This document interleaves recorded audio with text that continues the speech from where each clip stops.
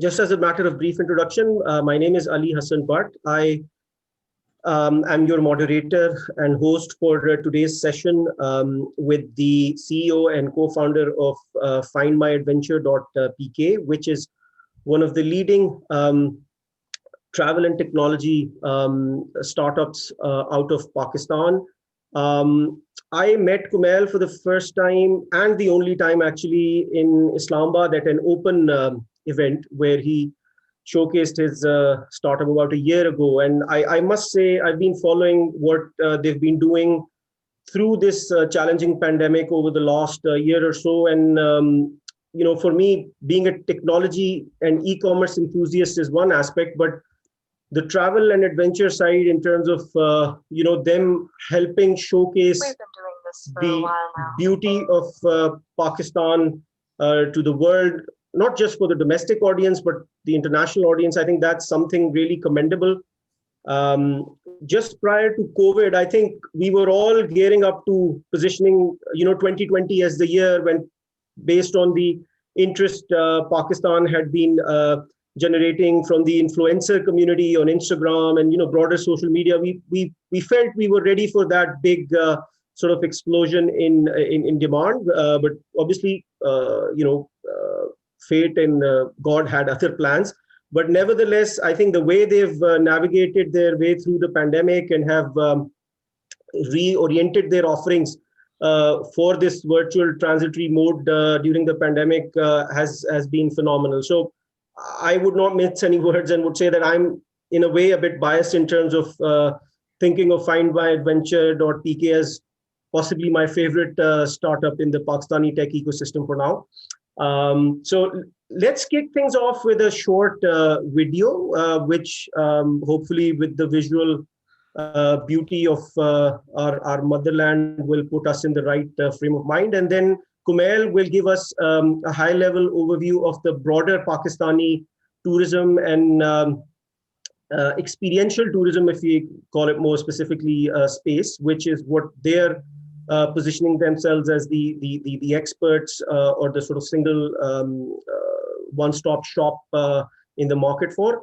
And then he'll give us an overview of how his journey as an entrepreneur, as a leader for a startup in this current context has been. And the last 15-20 minutes, as is usually the case, we'll reserve for Q&A. So please post your questions on the chat window. So let's kick it off. We've been doing this for a while now.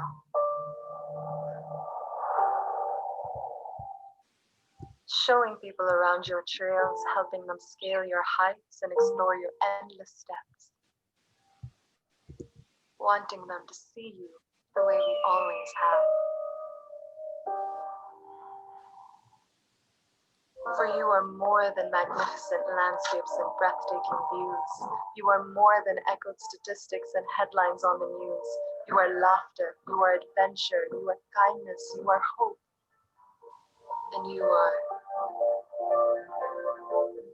pretty damn incredible. But as we wait for the world to heal, times are changing and so are we. And until we meet again, we will look back fondly and look forward patiently. Because with you, every day is an experience, one nobody should miss. Take it from us. We've been doing this for a while now.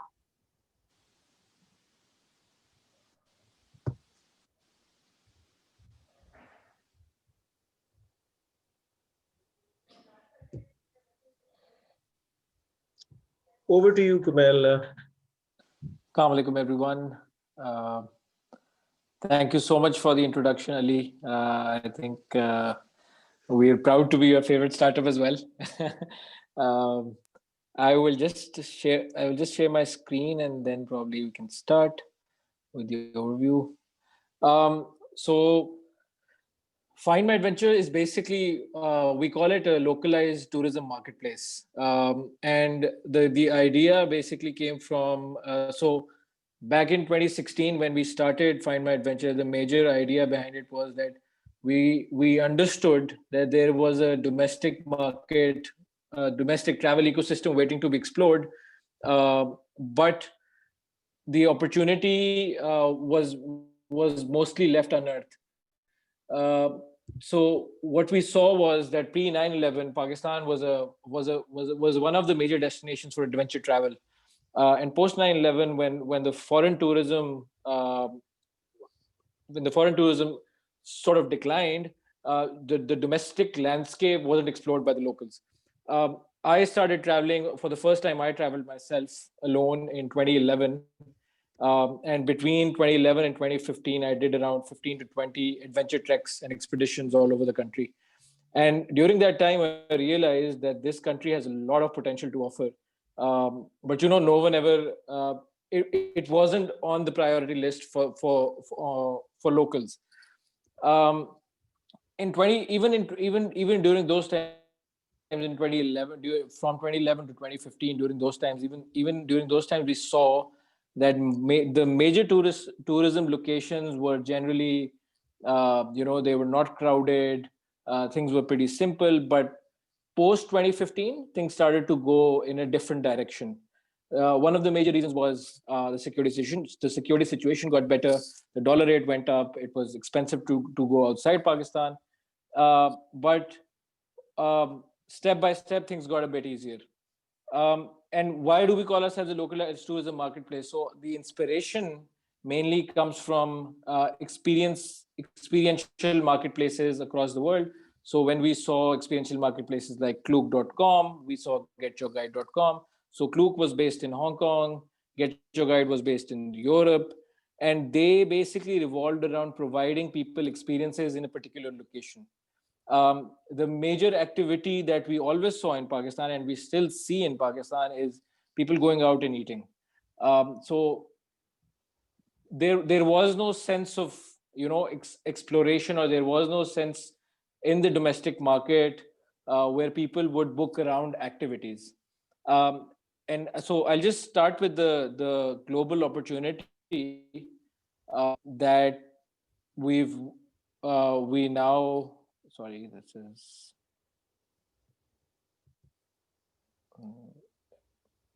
Yeah. So I want to define the term experiences first. So experiences, when we talk about experiences, it's something that it has to be an activity that you can experience in and around a location. And when we talk about experiences, the Gen Z and the millennials, how they've changed travel is through. So nowadays people don't book locations unless and until they've figured out what they want to do there.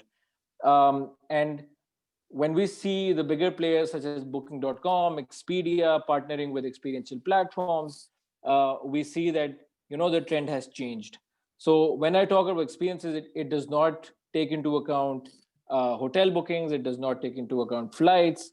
It is directly related to doing something in a particular location. So as you can see, the latest numbers that were released or that were projected by Expedia said that experiences itself is a $180 billion industry.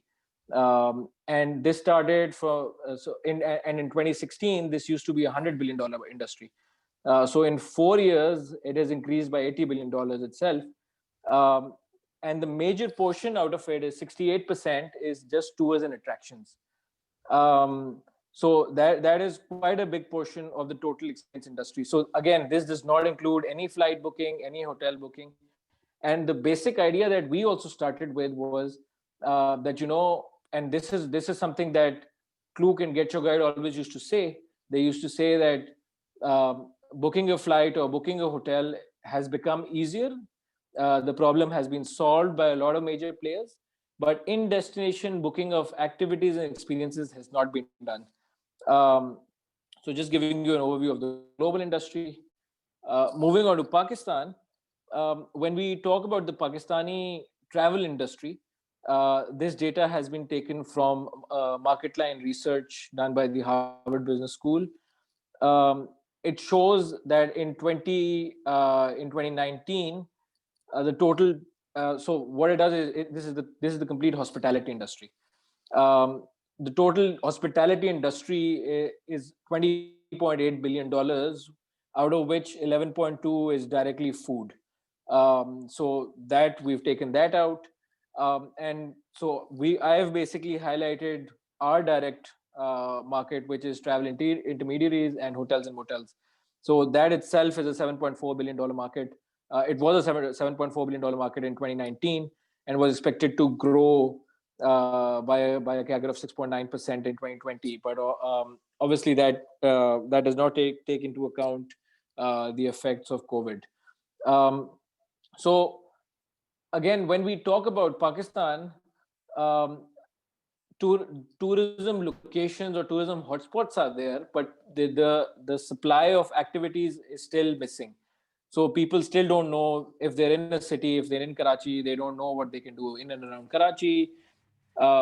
If they're in Islamabad, Lahore. So again, it's a very, very scattered market, which we're trying to digitize.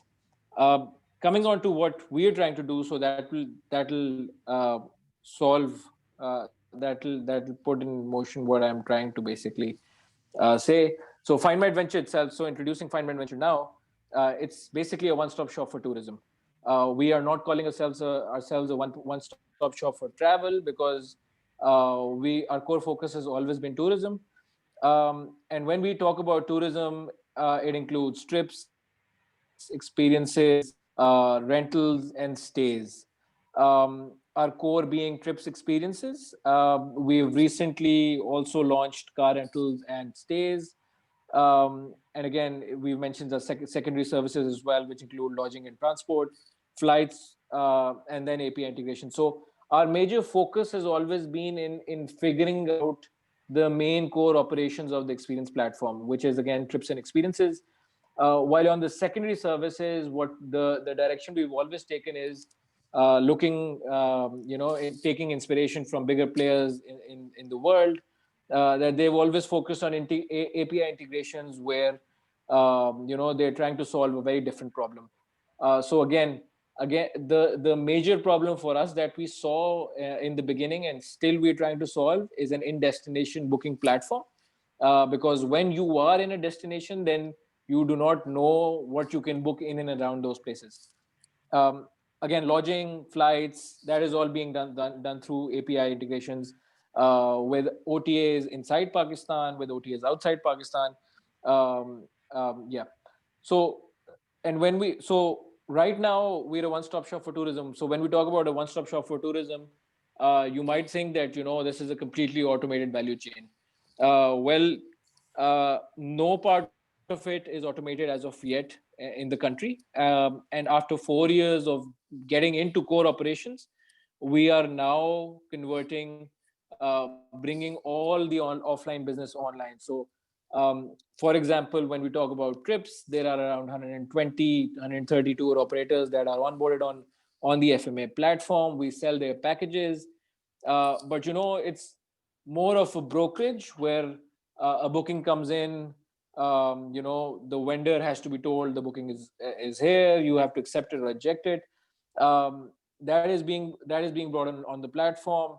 When we talk about experiences, again, firstly, there used to be an internet problem, which in Pakistan, till 2015, people were not used to even 3G, 4G, and Kareem and Food Panda really changed the game over there. So people now the smartphone penetration is increasing, and that's where we think that the experience platform can finally be automated. So the past 4 years, we were working on building the supply in different locations of the country, introducing new places to people, helping people figure out how things need to be done. And then moving on to the rentals platform.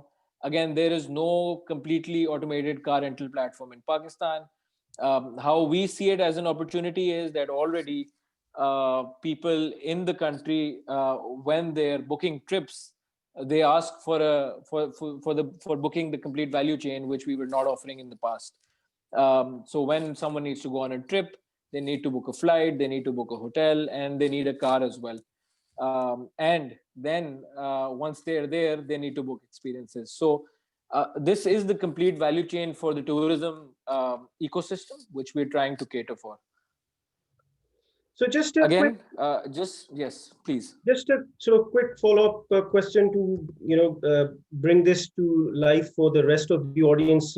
We both are obviously travel industry insiders. So the whole notion of a platform is about some sense of validation or quality assessment in terms of who can be entering that platform or hosting their content on the platform. So tell us a bit about what it takes to make that cut to qualify as a FMA partner in terms of content selling.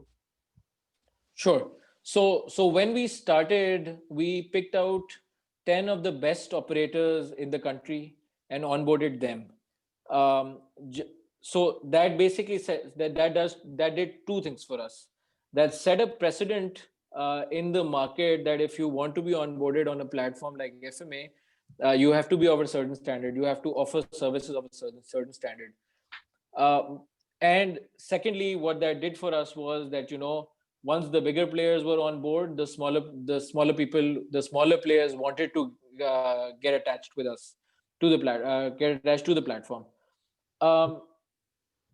So in terms of quality assurance, what we wanted to do from day one, and we are still figuring that out, is that the platform was always made to be for the masses and for the domestic masses. So again, we never started the platform just for the sake of bringing foreign tourists in, because we understood that that is something that is very uncertain. But domestic tourism was something which seemed to be more sustainable in terms of a long-term sustainability of the travel ecosystem. So we onboard to the operators of every segment, but we make sure through a quality assurance check, be it pre-trip, be it during the trip, and be it post-trip, through reviews, through a feedback mechanism, and then providing. So one thing that we've done is our team is a highly talented team, which not only they have expertise in e-commerce, they also have extensive travel experience as well, which basically helps us consult these operators on improving what they're offering. So this has been a gradual process, and I think this will evolve, because again, the industry was always in a very premature state, and it's still developing at the moment. But what we've tried to do is that we've tried to set that standard that if you want to work with FMA, you have to offer a service of a certain standard, and then you'll keep on getting recurring revenue from us. Okay. And you have some similar to say TripAdvisor or Amazon, your customers have the option of rating experiences in terms of how their actual on-ground interaction with any of the suppliers they discovered through your platform has been. Yes. So even in that case, there are two things that we try to solve.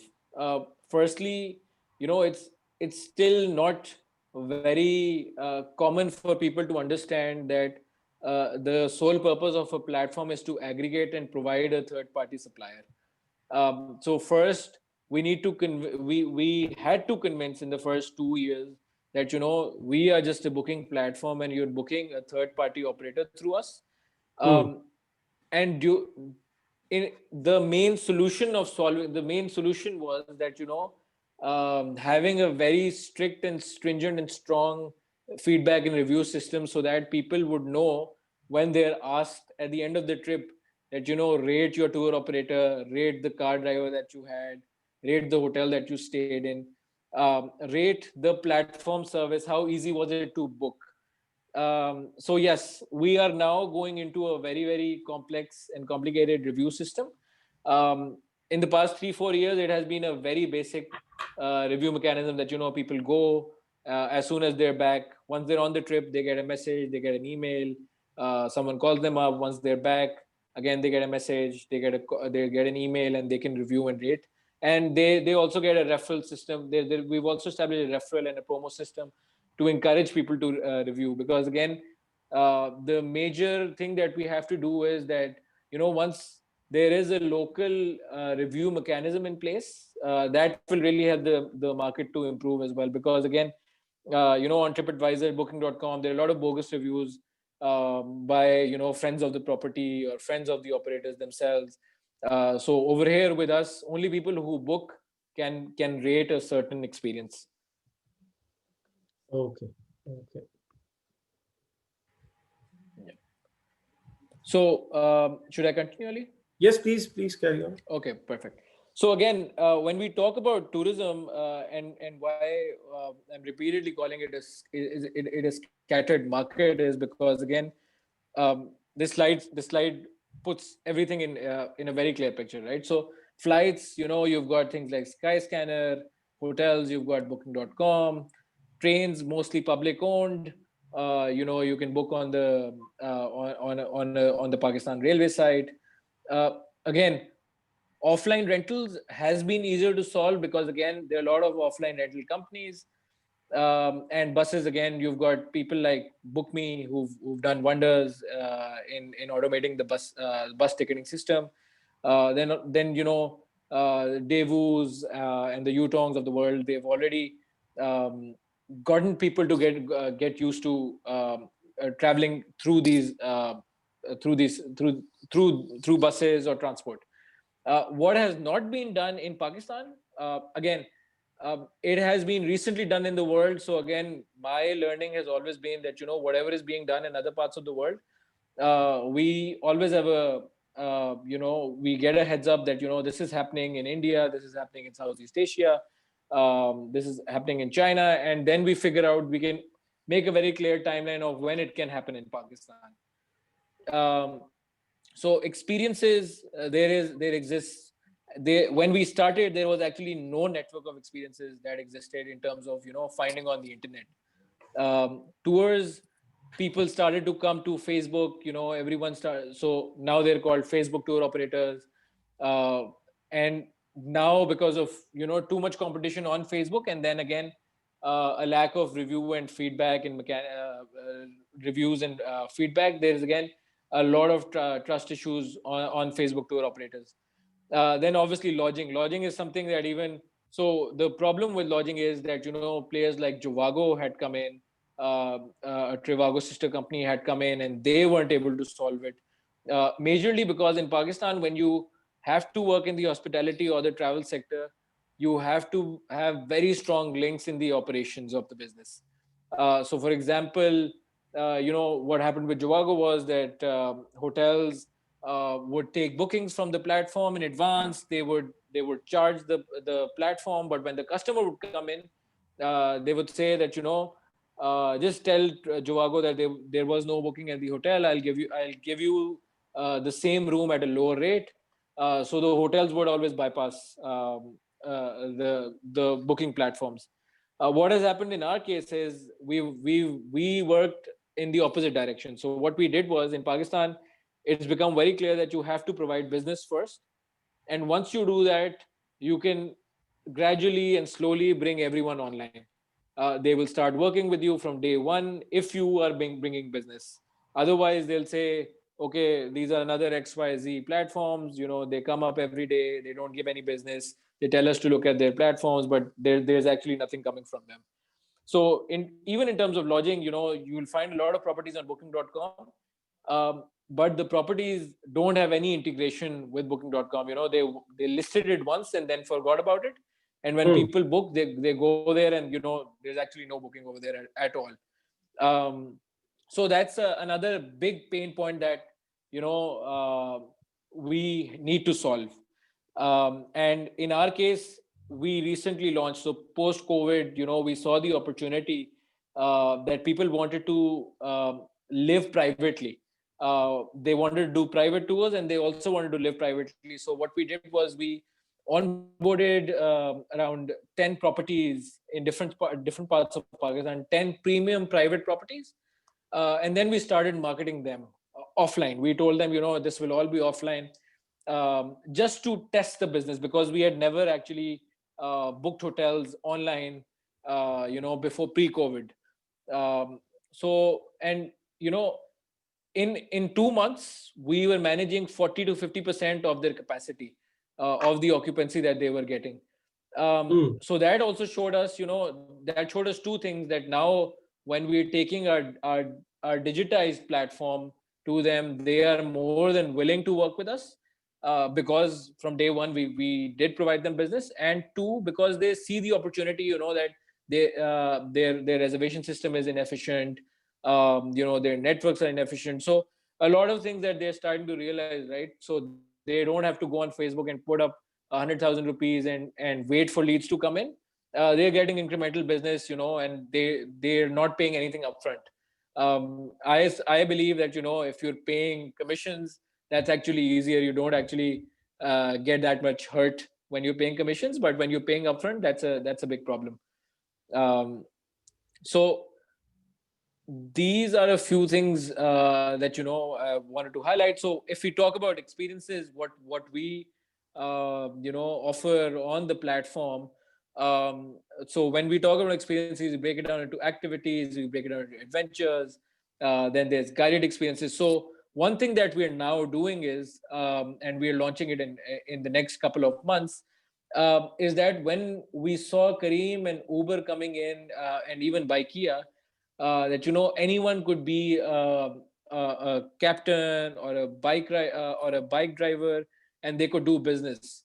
What we saw was that one of the major problems in Pakistan that existed was that, so pre 9/11 there existed a very humbled and very good profession, which was called a guide. In the world, guides are people value guides because a lot of people, they say, I went, so for example, I went to Istanbul without a guide, and I went to Istanbul with a guide. The experience with a guide was completely different, right? In Pakistan, the problem was, so after 9/11, since there were no foreign tourists, domestic tourists did not prefer taking guides. So that profession went down quite a bit. But now the opportunity we saw was that, the tourism in Pakistan can not only be, Gilgit-Baltistan or KPK, it has to be everywhere. Only then can we cater to the masses, right? So when we talk about people in Karachi, they have nothing near to do except for going to the beach. So one project that we're working on right now is we're launching this program called the Guide Network. And what the Guide Network essentially does is that we go into every city, every town, every village of Pakistan, and we tell the people there, the locals, that there is something that your area can offer, and we need to put it online. We need to tell people that this is something that they can offer. And obviously the training part of it is something that we've taken on, the capacity building and all of that. But this will help us put a lot of cities, a lot of towns on the map, in perspective of putting tourism on the map again. So for example, there are a lot of heritage sites in Sindh and South Punjab, but again, we've lost touch with them because again, we never actually focused on exploring our own country. So once, and again, the other side of the problem is that we lack infrastructure, but that is something that is being worked upon, and that is again also a gradual process. But once people, what we believe is the information has to be out there. Right now the problem is that the information, the content, as you mentioned earlier as well, that the quality of the content and the content does not exist, and that is something that we have to make.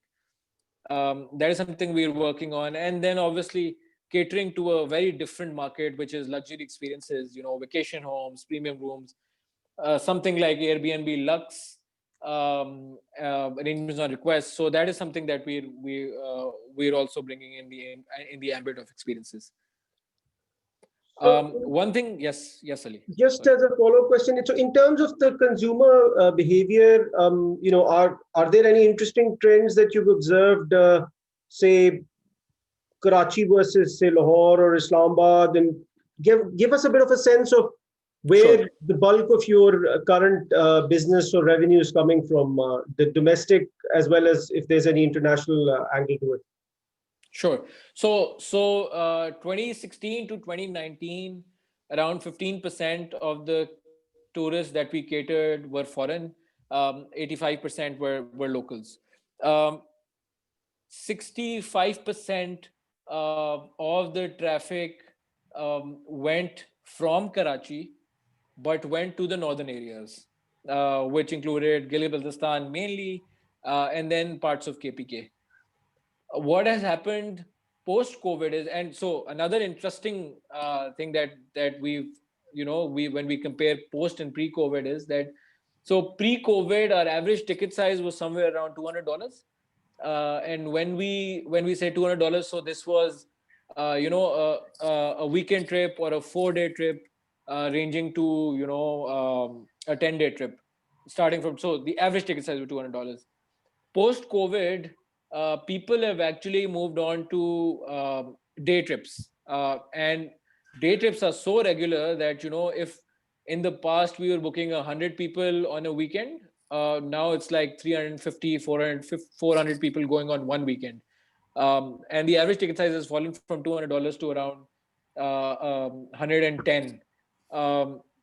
So again, people from Lahore and Islamabad, around they contribute around 30% of the total traffic that was being routed through us, but 65% was Karachi. Okay. Yeah. And you mentioned that compared to the sort of initial trend of sort of group tours and travel, now you're getting more sort of private and upmarket luxury individual experience demand as well. So talk us through a bit of that. Is it Sure. after people have experienced some of that internationally and they're looking for the same within Pakistan? Sure. Yeah. So I think the one of the major reasons why premium experiences have started to take place more is because a certain segment of the society which never put Pakistan as an option has to visit Pakistan now, because the international travel landscape has become a bit complicated due to COVID. And trust me, the response has been great. And I think once that segment of the market starts to visit the country, they are the ones who will bring in infrastructural investments as well. Because now we're seeing, because a better market has started to visit these places, you're starting to see better chains coming in. If you talk about KPK itself, Sawat Kalam is now a 365-day tourist destination. Previously, when winters used to come, only parts of Nathia Gali Mari were accessible. The rest, people would forget about them. But for example, another interesting fact is that three PC properties, PC Bourbon, PC Malam Jabba, and PC Muzaffarabad, they've been fully booked for the past 1.5 months. And these are properties with 140, 150, and 180 rooms. Average ticket size is around $180 a night. This is probably because one of the major factors is, again, pent-up demand, because people could not travel abroad, or because they took it as it is mental torture these days, and people wanted to get out of their homes. So one of the reasons why we saw a lot of these private tours was that people were sick and tired of sitting at home, and they had to go somewhere, and the only option they had was Pakistan. Yeah. So we started. Again, sorry. Yeah. One more fact that I just, one more number that's very interesting is that, so when we compare August 2019 with August 2020, if we compare the numbers that we did if we compare year on year, we did 140% of what we did in August 2019. So this was the first month post the lockdowns were removed. So there was a 140% increase if I talk about year on year, and August being the peak month for tourism in Pakistan. So that, and then in September we also saw 120, 130% increase year on year again. And then in October, November, December, it started to go under 100%. But when we were talking when we were discussing amongst the travel circle during COVID, everyone expected a U curve, that things will gradually improve. But if you're talking to people in Pakistan, they say that they made the last 4 months of the year, it made it up for the rest of the year. Okay, no, that's interesting insights into how the market's responding. So we've got a few questions in the chat window. There's one from Soban and Irfan with a similar theme around the security and safety of clients that use your platform. Is that something you're able to sort of help with, or from a sort of validation and QC standpoint, have you had any challenges on that front with experiences booked through your platform? Sure. So this used to be one of the primary questions that was asked between when we started out, and so 2016 to 2018, this used to be the first question that everyone used to ask. Any customer that would come in on the platform would ask, okay, is it safe? Is it secure? I would say that, so firstly, if we talk about Pakistan on a macro level, things have improved a lot. One of the major factors, one of the major things that show us that things have improved is that, Balochistan now is a very sought after tourist destination. So, previously there was one beach in Balochistan that people could go to. It was 4 hours from Karachi. Now there are 4 different beaches that people go to. This was all made possible because the Makran coastal highway was secured, and now things have improved in this part as well. Gilgit-Baltistan, the last time something happened was in 2014. And since then, alhamdulillah, it has been peaceful. What we do is that, we take a monthly update from the paramilitary and military forces, and, what advisory is being given out in terms of where people should not go. If there is something that comes up in those advisories, we take that off the platform. But if people ask us about arranging certain security protocols, or if something has to be followed, we try our best to arrange that. But in most of the cases where group tours and hop on hop off tours are going, they usually take place in places where the route is generally understood to be safe and secure. But obviously, this is a factor that it has been very uncertain in the past few years, and no one can guarantee it. Yeah. But in places where people want a certain security protocol to be followed, yes, we provide that. Okay, just as a sort of request, if you are able to share your video, that I guess would be helpful for the audience to see you in terms of asking questions. Okay, sorry. One's the sort of broader security aspect, but with adventure tourism. So, for instance, taking an aerial tour of Lahore is something I, saw on your platform as being advertised. So, is there any sort of trend towards the insurance on travel and adventure experiences there in the market as well, or not as yet? Sorry, please. So yeah, just to summarize, I mean, is travel or insurance something which, or indemnity insurance, things of that sort, is that something that the market is waking up to, or not yet? So just last week, we completed our integration with one of the major insurance players in Pakistan, where we are basically, we ask, so when you're booking on the platform,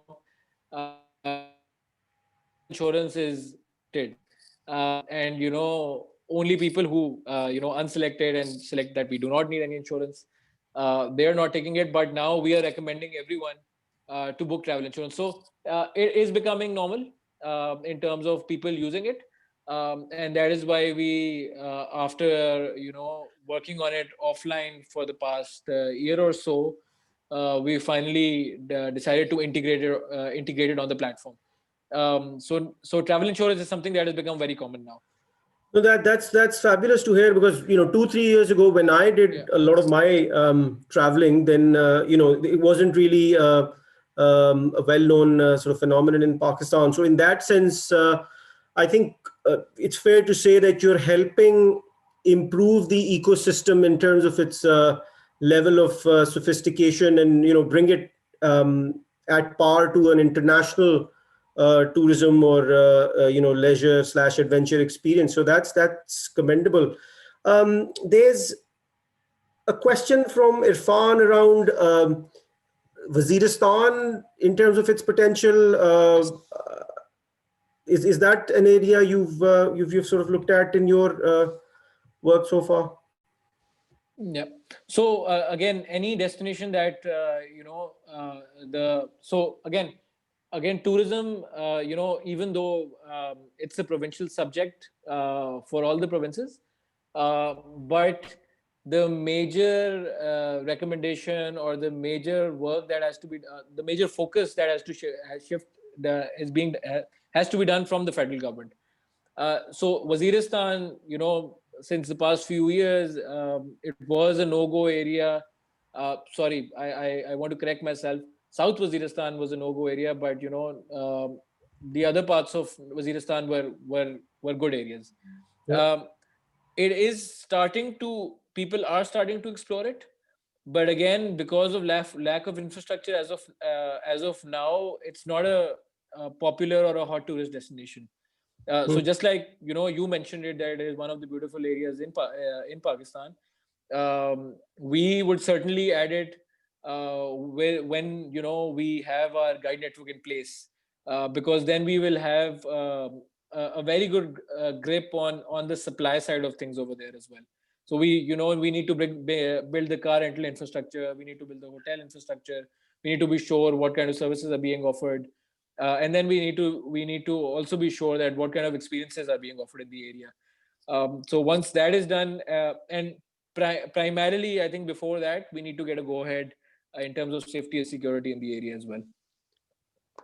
Great. I guess on a sort of related note, consider it a suggestion or an, I guess, opportunity for you guys with the return of cricket to the country. Yes. I know for a fact, I've seen cricket friends from here in England traveling to Sri Lanka and the Caribbean, and turning that into a full-blown sort of 2-3 week touristic experience. And when I've talked to them about Pakistan, I think the part of the challenge there for them has been that apart from the cricket itself, they don't really find a sort of formal platform or a tour operator who can help them fill up the time between the actual sort of sporting experience. So is that an area where, say, you could collaborate with the, I don't know, PCB or other sort of tour operators to help turn sports themed tourism as something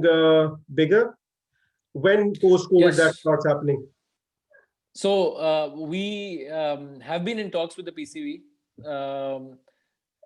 especially towards making packages. So let's suppose when these World Cups and when these series take place, to cater to, so again, this brings me back to the experiential activity point as well.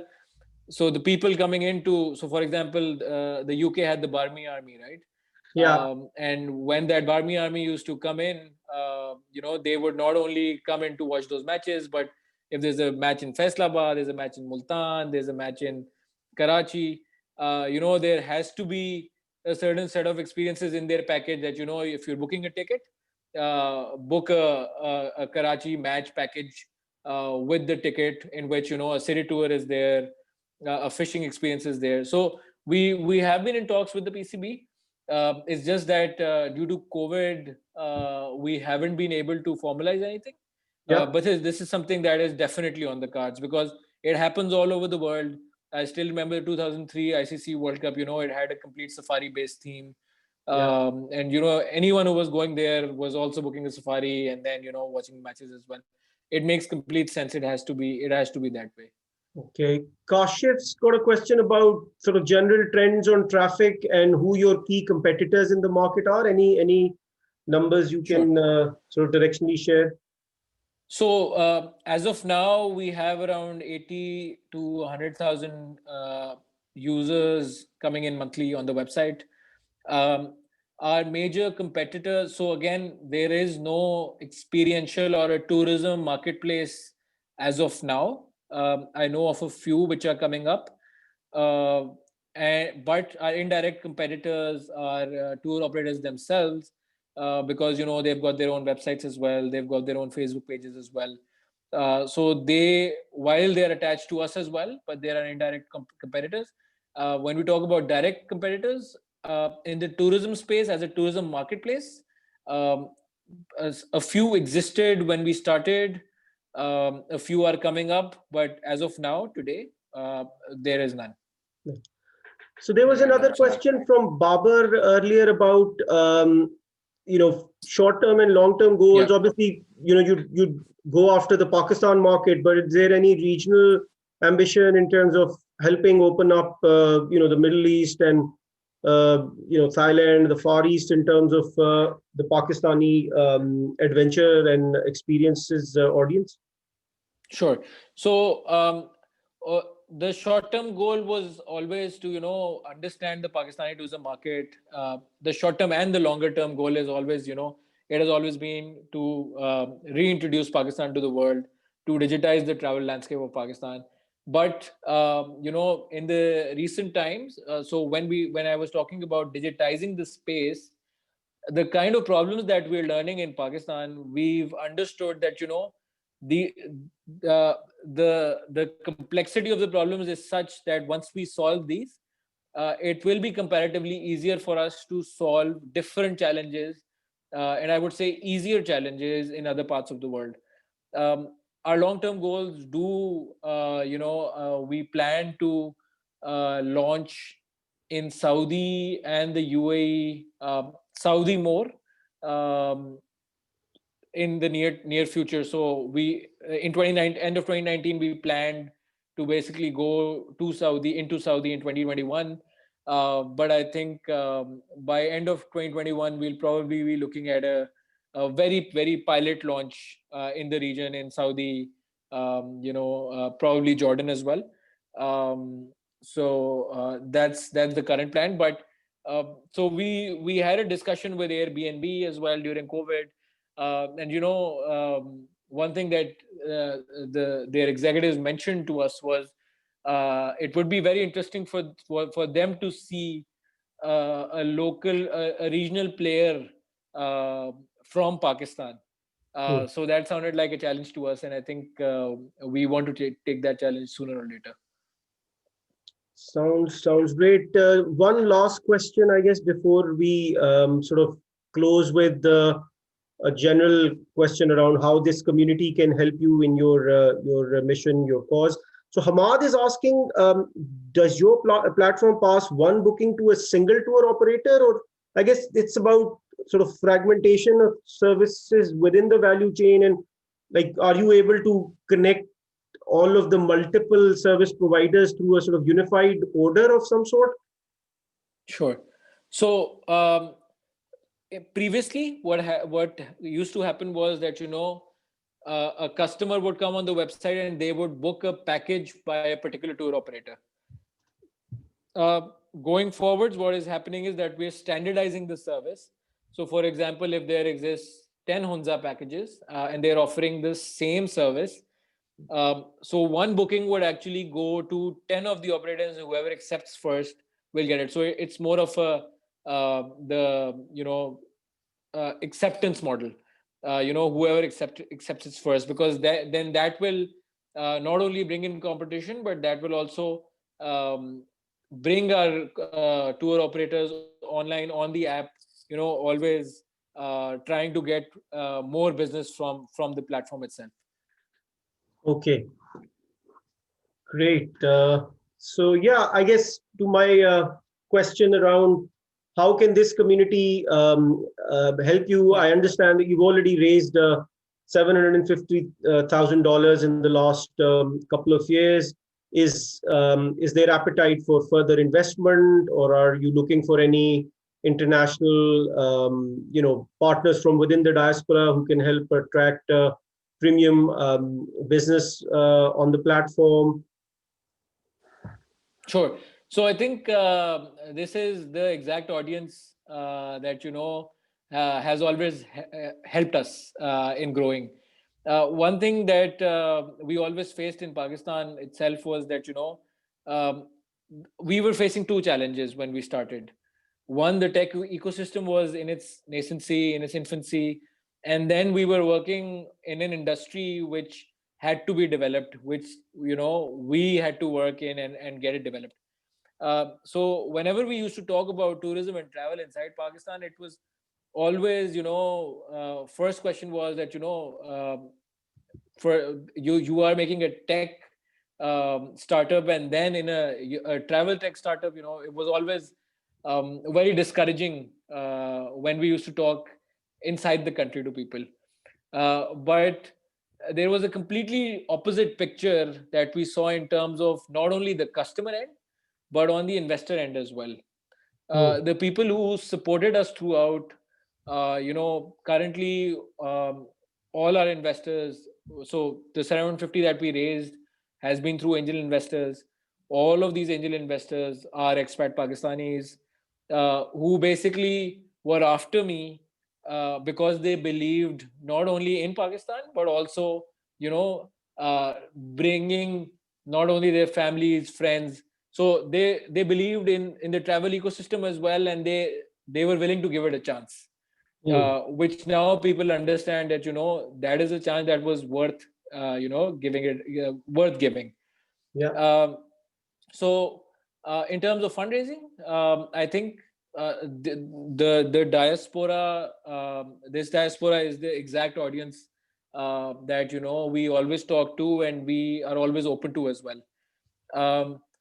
And in terms of the demand side as well, I think expat Pakistanis in the past few years, they've been quite a big help to not only us as a platform, but also to tour operators in general.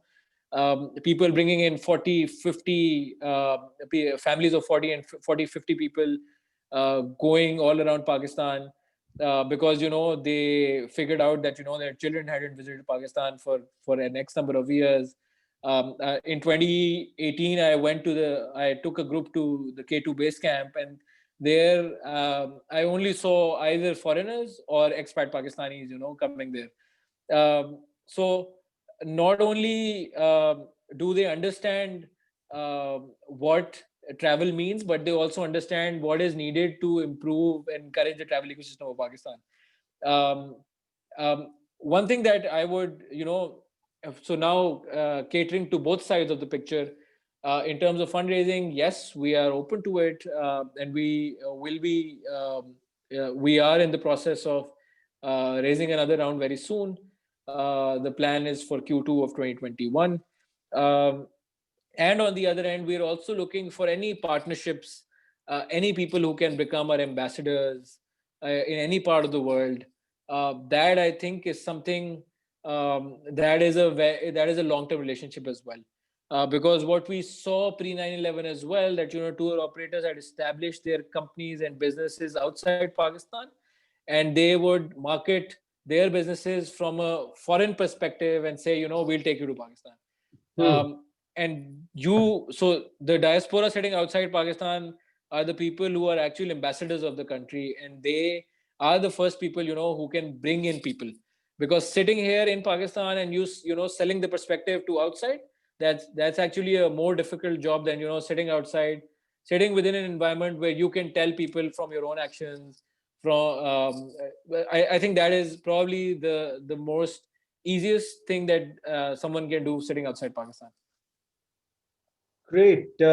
Thank you so much. This was an absolute pleasure getting to know more about the potential that the broader tourism and travel ecosystem in Pakistan has got, and how you are helping lay the groundwork for making it a bit more sophisticated and robust in terms of competing with the global standards of how the international as well as the more discerning domestic traveler or adventure seeker expects things to be. So I think this video will obviously go on our YouTube page and live in posterity. But the idea here, my call to action to the rest of the audience would be that let's spread the word and get this thing going. I think we're all sort of desperate for travel and adventure experiences because of this COVID lockdown. So the pent-up demand,